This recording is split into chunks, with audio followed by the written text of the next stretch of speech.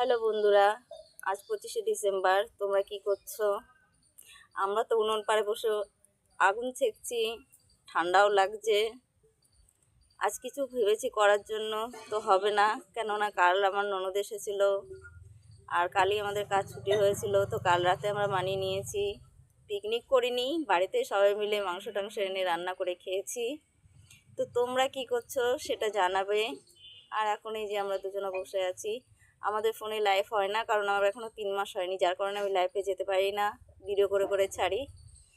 আর কি বলবো, ছেলে মেয়ে দুজনেই খেলতে গিয়েছে, আর এখন আমি এই যে রান্না বান্না করে বসে আছি,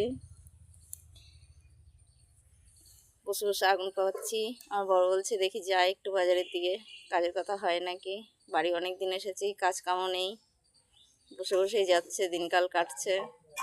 তো তোমরা যেভাবে আমাকে সাপোর্ট করছো, আশা করি করতে থাকো, বোনের পাশে থাকো, আমিও পারলে তোমাদেরকে সাপোর্ট করব।